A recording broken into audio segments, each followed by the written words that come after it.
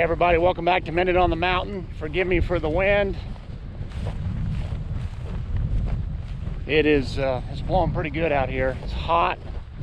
95 degrees is what the car said. I'm driving back from Las Vegas, and because I'm in my little car, I really can't get to the base of the mountains up here, the dirt roads. I kind of reached the end of the road. So I've got this long pasture flat to hike through just to get to kind of the base of the hills up here. I only have about 3 hours, so I'm trying to make this quick. I'm gonna hike this fence line heading up to it, and we're gonna shed hunt for a little bit. Brand new area, I've never been here, but I have found sheds in this county, so it won't knock another county off for us. But and with little time and no scouting or anything, who knows, but it'll be a good chance to get out, get some exercise, stretch my legs, see some new country. So thanks for coming along. Lots of these cool little funnel spider nests. I don't think that's the proper term, that's just what we call them. You see that hole in the top of the web that leads down. Been quite a few of them out here on this flat. I'm probably a mile and a half into the hike. Still haven't got to a single tree. That's one of the things about the West. The distances are always farther than you think. I didn't grab a measurement on my map before I started hiking. I thought it was probably a mile and a half to the trees, and I would guess I'm only 2/3 of the way there now. So again, it's going to be a pretty short shed hunt once we get up to where I would actually kind of start really looking. I've been just paying attention along this fence line. I am seeing some deer tracks along through here, and often when the deer jump the fence and land, it'll knock an antler off. So fence lines have been good for me over the years. Sometimes they'll even try to crawl under and snag them on it. But anyway, a few tracks, not a ton. A few piles of droppings, not a ton. But we're still not to where I want to get. There's looking back from where we came. It's a nice easy hike. Not steep at all, but definitely just a steady uphill pull. So that's looking back to the east, down in the valley. And we're still not at the base of the mountains yet, but at least we're in some trees now, some oak brush and stuff. A little bit of sage. So we're gonna slow down and start paying more attention. And I think I have enough time. I can get up into the first ridge on the actual mountain. I see a big patch of like cedars and junipers. I think I can get to it and loop around through it and then kind of circle back around and head back. I've got beef cows feeding up in here. I just crossed the boundary between the BLM and the National Forest land.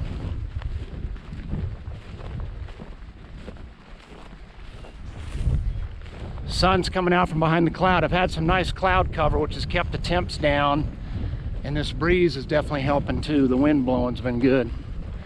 It's not good for audio, but it's good for me having heat stroke.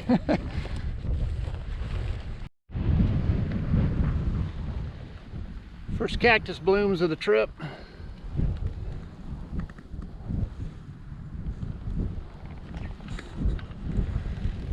I think we've already missed the peak of the flowers.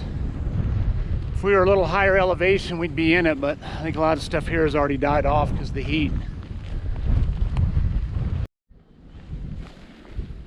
Got a little more color. There's some white and got some purple right here. And another little patch of yellow in that oak brush, you can probably see.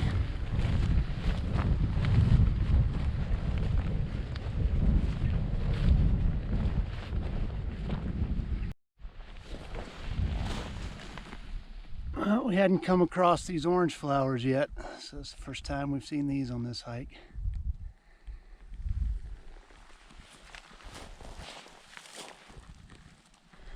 Been working these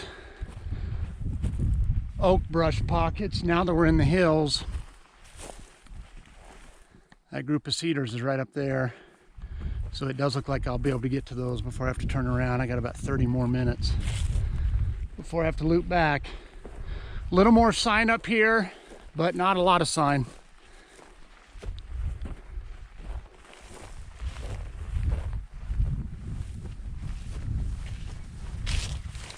And a lot of bleached out sticks that are faking me out. I've had 2 or 3 times I thought I found something, but it was one of these dead pieces of oak brush that had been out in the sun and got a little bleached and looked whiter.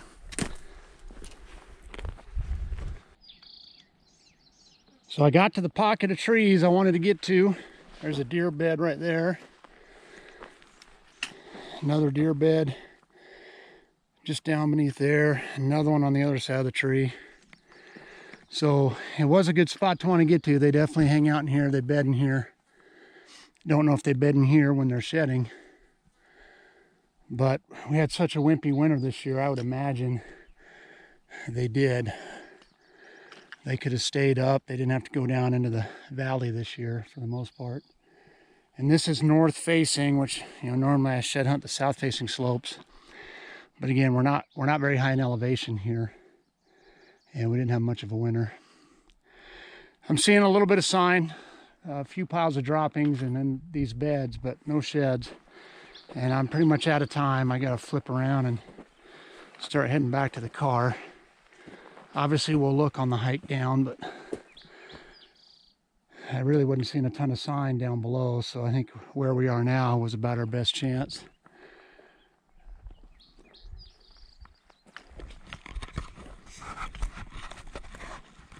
I'll give you guys an update on tags and stuff. And first, let me apologize to all the channels that I subscribe to. I know I'm behind on viewing your videos. I've just been so busy. I haven't posted a video myself, I think, in over 3 weeks. And the last one I did post was just a short. So I haven't posted a full-length video, I think, in a month, which is a pretty long stretch for me. We sold our building where our church meets to another Bible-believing church, which is exciting. And we just closed last week on a 5-screen movie theater that will be our new home. Now there's probably a year's worth of renovation that's going to have to happen. It's going to be a while. It's going to more than double our capacity, which we've had overflow seating in one of our 3 services every week for a long time now.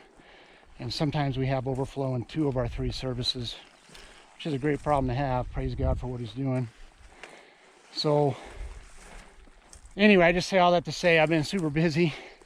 In fact, I should be up at the building now, but I just knew I needed a little break on the drive home to kind of recharge, so that over these next couple weeks, as I'm doing all my normal responsibilities, plus I've got a couple weddings coming up, I've got a memorial service tomorrow, and then the building needs, I just knew I needed a little recharge. Thank you to all the volunteers who've already been just crushing it at the new building. They've gotten so much done already. Anyway, all that to say, guys, I will get caught up. I'll get your videos watched, and I apologize for getting behind on them. I probably won't be posting a lot. This video that I'm recording now isn't going to be the first one I post. I took a shed hunt last week, so I was able to get out. I did find some, and by the time you see this video, that video will have already posted. But as far as the big game season this fall, both my daughter Jordan and I drew a cash rifle deer tag. Now that unit this year is a restricted rifle unit, so we cannot use optics. It has to be open sights. And Steve Rodriguez, who you've seen on the channel, has been gracious enough to let me use his 30-30 because I don't own a rifle that does not have a scope on it. So that's the tag Jordan and I have. And then my son Caleb has a box elder muzzleloader tag. I took my muzzleloader in to a gunsmith because the action kept popping open when you would fire it. And that's obviously not a good thing. And I just got the call from him today when I was on the highway that it's done. So I get to go pick it up. So then we'll go out and fire it, make sure it's all ready to go. And those are two different seasons. They're different dates. So I'll get to hunt with Caleb and then turn around and hunt for myself and hunt with Jordan. So really excited about that. In addition to that, Jordan drew the Youth Any Bull tag, which is an earlier season than the adult Any Bull season. In fact, sometimes the elk are still bugling in that season, which would be awesome if that's the case. It is during her volleyball season, so I'm really trying to temper my expectations. I would imagine realistically she and I will only hunt 2 days of that elk season. But instead of complaining about that, I'm just going to be grateful for the 2 days we do get to hunt. I put in for a cow elk tag and a doe antelope tag, but the drawing results are not out yet. That draw period ends June 18th. And I think they're supposed to let us know by the 25th if we drew. I have 7 points for doe antelope. So I would think I'd be getting really close to drawing that tag. I have 3 points for a cow elk. I cannot imagine I wouldn't draw a cow tag with 3 points. Man, I sure hope that's not the case.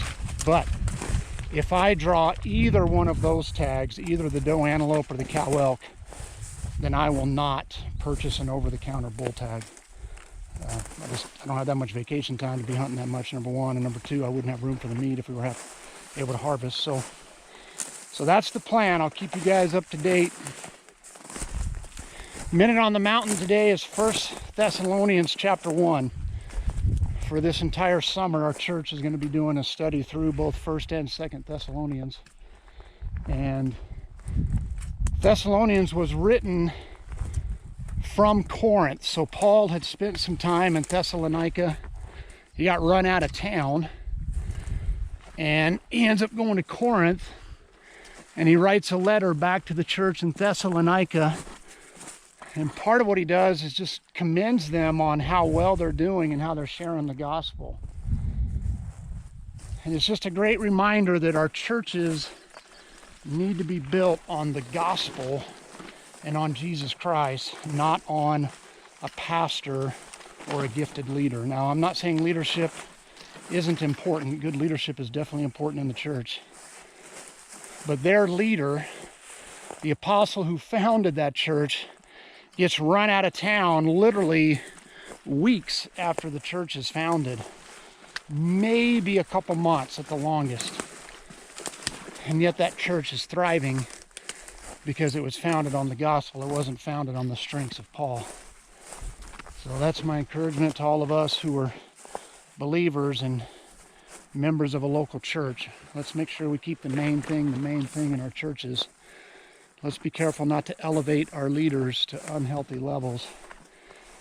And let's be known as a people who are proclaiming the gospel. Thanks for coming along, guys. Appreciate your support, and we'll see you the next time we're out on the mountain.